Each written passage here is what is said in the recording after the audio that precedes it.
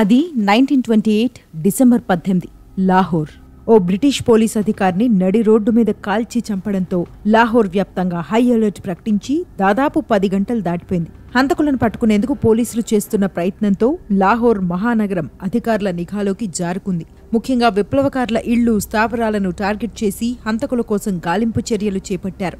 బస్టాండ్లు, check పోస్టులు ఇలా ఒకటేంటి, లాహోర్ నగరంలో ప్రతి వీధిపై పోలీసులు ఫోకస్ చేశారు. అటు సూర్యుడు ఉదయిస్తుండగా లాహోర్ రైల్వే స్టేషన్ ముందు ఒక బండి ఆగింది. యూరోపియన్ దుస్తులు, ఓవర్ కోట్ వేసుకున్న ఒక హ్యాండ్సమ్ పురుషుడు బండి దిగాడు. ఆ తర్వాత హై హీల్స్ వేసుకుని ఖరీదైన చీర కట్టుకున్న అతని భార్య కూడా బండి దిగింది. ఇద్దరూ స్టేషన్ వైపు నడిచారు. వారు తెచ్చుకున్న పనివాడు చేతిలో చిన్న బాబును పెట్టుకుని ఆ దంపతుల వెనక కదిలాడు. ఆ దంపతుల లావిష్ ప్రెజెన్స్ ని, వారి వెంట ఉన్న భారీ లగేజ్ ని చూసిన అక్కడి అధికారులు, కూలీలు చూపు తిప్పుకోలేకపోయారు. ఇంతలో ఆ ఓవర్ కోట్ వేసుకునే వ్యక్తి టికెట్లు చూపించాడు. మీ పేర్లేంటి అని ఒక అధికారి ఆ వ్యక్తిని అడిగాడు. నా పేరు రంజిత్, నా భార్య పేరు సుజాత, నా పిల్లాడి పేరు సచిన్ అని ఆ వ్యక్తి చెప్పాడు.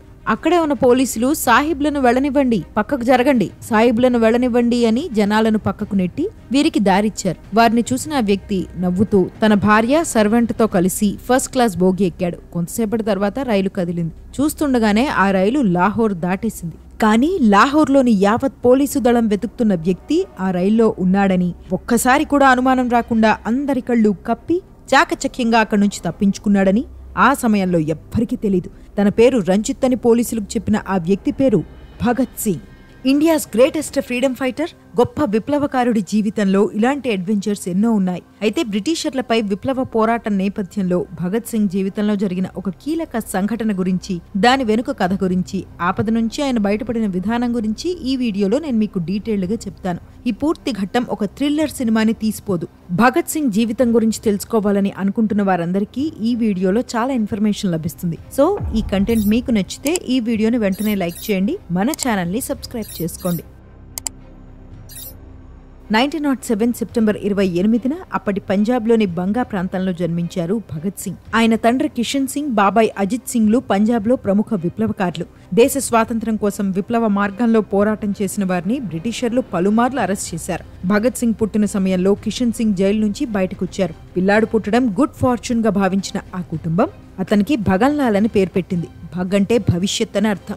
అనంతర కాలంలో ఆ పేరు భగత్ సింగ్ గా మారింది. భగత్ సింగ్ జీవితంలో ఆయన తండ్రి కిషన్ సింగ్ పాత్ర చాలా కీలకం. ఆయన చెప్పే దేశభక్తి కథలు, స్వాతంత్ర్యం కోసం ఏదైనా చేయాలన్న ఆయన స్ఫూర్తిదాయక మాటలు వింటూ పెరిగిన భగత్ సింగ్ ఫ్రీడమ్ ఫైట్ వైపు నడిచారు. భగత్ సింగ్ కి 12 ఏళ్ల వయసులో జలియన్ వాలా బాగ్ ఘటన జరిగింది. ఆ మారణ హోమం జరిగిన మరుసటి రోజు భగత్ సింగ్ ఆ ప్రాంతానికి వెళ్లారు. సెక్యూరిటీ గార్డ్స్ ని తప్పించుకుని లోపలికెళ్లి భారతీయుల మృతదేహాల నుంచి కారిన రక్తంతో తడిసిన మట్టిని తీసుకుని ఒక జార్లో పెట్టారు. ఆ జార్ను ఇంటికి తీసుకెళ్లి పువ్వులతో వర్షిప్ చేయడం మొదలుపెట్టారు. బ్రిటిషర్ల దారుణాలను సవాలు చేయాలన్న కాంక్ష ఆయనలో మరింత బలపడింది. ఇక 1923లో లాహోర్లోని నేషనల్ కాలేజ్లో చేరారు భగత్ సింగ్. అప్పటికే ఆయనకు హిందీ, ఉర్దూ, ఇంగ్లీష్, సాంస్క్రిట్ భాషలపై మంచి పట్టుంది.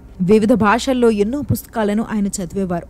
ఆ సమయంలోనే ఆయనలో విప్లవ భావాలు పెరిగాయి. యవ్వనంలోకి వచ్చేసరికి భగత్ సింగ్ పెళ్లి చేసుకోవాలని ఆయన కుటుంబ సభ్యులు ఒత్తిడి చేయడం మొదలుపెట్టారు. కానీ తన జీవితాన్ని దేశం కోసం అంకితం చేయాలని అప్పటికే భగత్ సింగ్ నిర్ణయించుకున్నారు. తన బంధువులు పెళ్లి చేసుకోవడం, స్వాతంత్ర పోరాటంలో ప్రాణాలు కోల్పోవడం, వారి భార్యలు విధవులుగా మారడాన్ని చూసిన భగత్ సింగ్ పెళ్లి చేసుకోకూడదని నిర్ణయించుకున్నారు.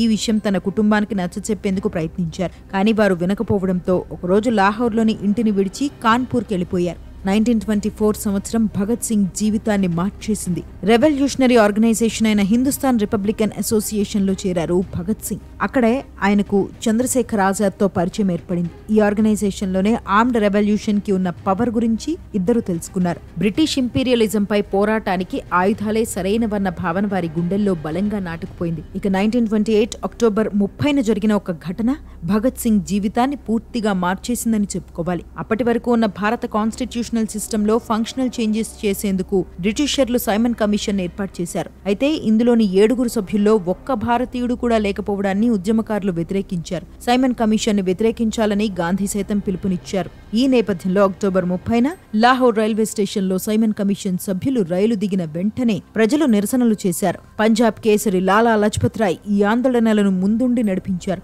భగత్ సింగ్ సైతం ఆయనతో కలిసి ఆందోళనల్లో పాల్గొన్నారు. పరిస్థితులు చేయి దాటిపోయి ప్రజలపై పోలీసులు లాఠీచార్జ్ చేశారు. నిరసనకారులు చెల్లాచెదురుగా వెళ్లిపోయారు. కానీ తీవ్ర గందరగోళం మధ్య తన మాటలతో అందర్నీ తిరిగి ఐకమత్యంగా నిలబెట్టారు లాలా లజపత్ రాయ్. అక్కడే ఉన్న ఎస్పీ స్కాట్ అది గమనించారు. నిరసనకారులను తరిమి కొట్టాలంటే లాలా లజపత్ రాయ్ని దెబ్బతీయాలని భావించి ఆయనపై లాఠీచార్జ్ చేశాడు. బ్రిటిష్ పాలనపై పోరాటం చేస్తున్న వారందరి మీద రివెంజ్ తీర్చుకుంటున్నట్టుగా లజపత్ రాయ్ కింద పడిపోయినా శరీరం నుంచి రక్తం కారుతున్న స్కాట్ అతని పోలీసు బృందం ఆగకుండా కొడుతూనే ఉంది. అది చూసిన మిగిలిన వారు భయపడిపోయారు. ఒక తెల్ల జాతీయుడు లజపత్ రాయ్ వంటి గొప్ప నేత మీద దాడి చేయడాన్ని చూసి భగత్ సింగ్ రక్తం మరిగిపోయింది. లాలా లజపత్ రాయ్ పై జరిగిన దాడికి ప్రతీకారం తీర్చుకోవాలని భగత్ సింగ్ సంకల్పించారు. ఇదే విషయంపై Hindu socialist republication association సభ్యులైన హరిశివరాం Rajguru, Sukhdev థాపర్లతో చర్చించారు. స్కాట్ ని చంపి రక్తానికి రక్తమన్న సందేశాన్ని బ్రిటిషర్లకు ఇవ్వాలని ముగ్గురు నిర్ణయించుకున్నారు. లాలా లజపత్ రాయ్ పై దాడి వార్త దేశవ్యాప్తంగా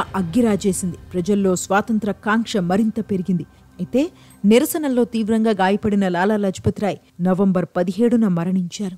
ఈ ఘటన దేశవ్యాప్తంగా నిరసనలను మరింత పెంచింది. లజపత్ రాయ్ మరణానికి ప్రతీకారం తీర్చుకునేందుకు డిసెంబర్ 10న హెచ్ఆర్ఎస్ఏ సభ్యులు మళ్లీ కలిశారు. ఈసారి భగత్ సింగ్, సుఖ్దేవ్, రాజ్గురుతో పాటు చంద్రశేఖర్ ఆజాద్, దుర్గాదేవి కూడా పాల్గొన్నారు. స్కాట్ ని చంపాలని, తద్వారా అవసరమైతే వైలెన్స్ ని ఆయుధంగా ఉపయోగించుకునేందుకు భారతీయులు వెనకాడరన్న సందేశాన్ని ఇవ్వాలని వారందరూ నిర్ణయించుకున్నారు. దీనికోసం సుఖ్దేవ్ ఒక ప్లాన్ వేశారు.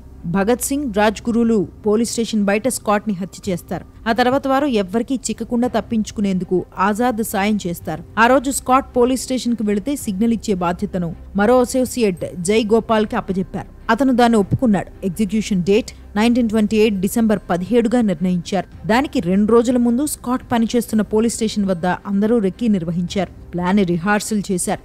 డిసెంబర్ 17 రానే వచ్చింది. ప్లాన్ ప్రకారం పోలీస్ స్టేషన్ దగ్గరికి జై గోపాల్ వెళ్లాడు. కొంతసేపటి తర్వాత స్కాట్ వచ్చాడని భగత్ సింగ్ కి సిగ్నల్ ఇచ్చాడు గోపాల్.